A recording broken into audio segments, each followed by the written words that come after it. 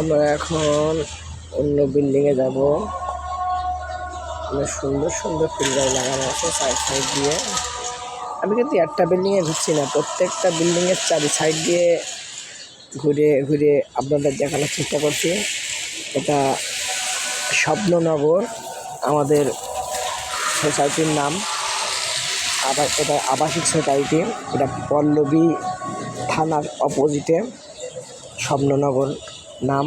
এখানে আসলেই স্বপ্নের মতন একটা পরিবেশ।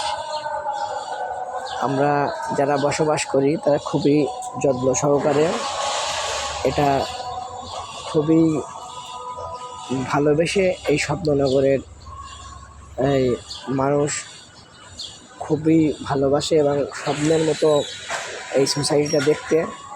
মাঠে বড় একটা মাঠ আছে, মাঠটার ভিতরে সবসময় খেলতে পারবে বাচ্চারা, বয়স্করা, এবং ক্রিকেট, ফুটবল বা আদার্স যত খেলনা আছে খেলা আছে।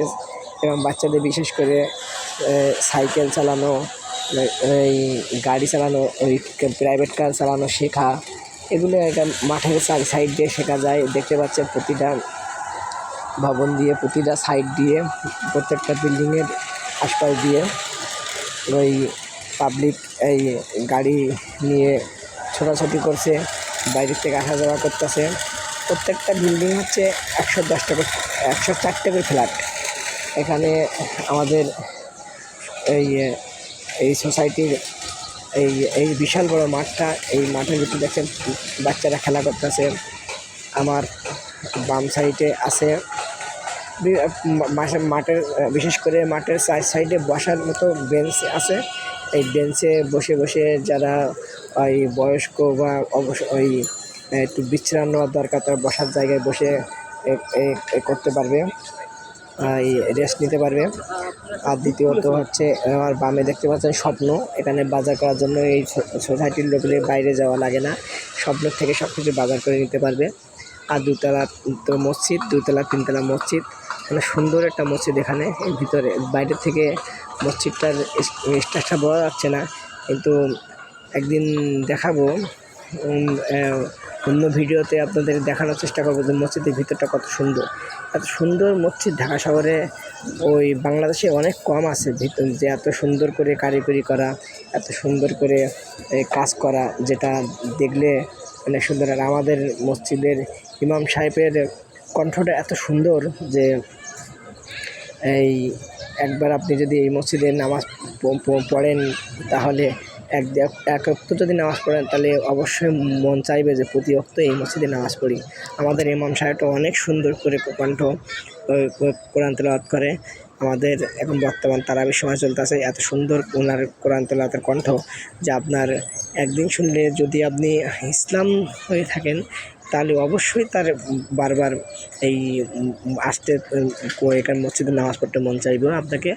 তবে আজকের ভিডিওটা আপনাদের আমাদের সোসাইটিকে নিয়ে এই ভিডিওটা তৈরি করলাম। এটা হচ্ছে স্বপ্ননগর, নাম স্বপ্ননগর, মিরপুর 9, পল্লবী থানার সামনে। এটা পল্লবীর মধ্যে পড়ছে।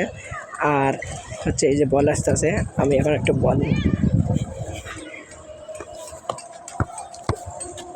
বলটা মেটে দিলাম। এই যে এই সোসাইটি প্রত্যেকটা ভবন দেখতে পাচ্ছেন, এখানে বিল্ডিং আছে ভবন, 10টা ভবন, প্রত্যেকটা ভবনে 110টা করে ফ্ল্যাট, 110টা করে ফ্ল্যাট আছে প্রত্যেকটা ভবনে। আর দ্বিতীয়ত হচ্ছে এই বিশাল বড় মাঝখানে খেলার মাঠ, এক সাইডে মসজিদ, ওই এবং গাছের নিচে যে লোকে বসে বসে বিভিন্ন বাসার মহিলারা ও হচ্ছে ওই যারা খেলা করে তারা সবাই হচ্ছে এখানে বসে এই রেস্ট নেয়। বিকেলে হলে গল্প করে, সবাই সব জায়গার থেকে এসে গল্প করা শুরু করে। আর দেখতে পাচ্ছেন পোলাপানেরা খেলা করতেছে, বাচ্চারা খেলা করতেছে। এই সময় এরকম খেলা সবসময় চলতেই থাকে, ছেলে মেয়ে সবাই। এখানে বিশেষ করে বিশেষ সুবিধা হচ্ছে যে সবসময়ের জন্য আপনার মাঠের স্পেসটা পাওয়া যায়, 24 ঘন্টা গেট খোলা থাকে। এবং ওই কঠোর নিরাপত্তার মাধ্যমে লোক আসা যাওয়া করে।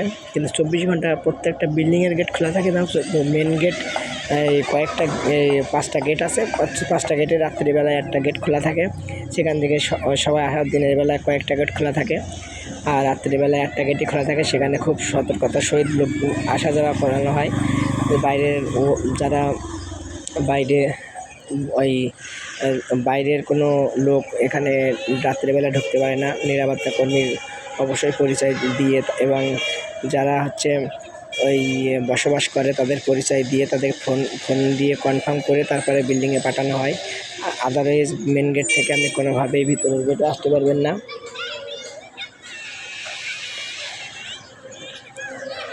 আমাদের এই সুন্দর স্বপ্ননগরের সুন্দর ছবিগুলো এবং সুন্দর গাছ ও ফুল এবং মানুষের এই এই মনোভাবপূর্ণ মানুষের মানসিকতা, মানুষের বৈশিষ্ট্য অনেক সুন্দর। এখানে 100% শিক্ষিত লোক থাকে এবং 100% এডুকেটেড। কোনো অশিক্ষিত লোক এখানে খুব কম, মানে ইলিটারেট পাচ্ছেন আমাদের এখানে খুবই কম। 100% শিক্ষিত, কারণ হচ্ছে এখানে এই যে ভবনটা সোজা দেখতে পাচ্ছেন 1 নম্বর ভবন, এই ভবনের এই 110 জন সচিব ভবনে 110 জন সচিব থাকে। ওই ভবনে বাংলাদেশের সর্বোচ্চ কর্মকর্তা সচিব এই ভবনটিতে 110 জন সচিব থাকে।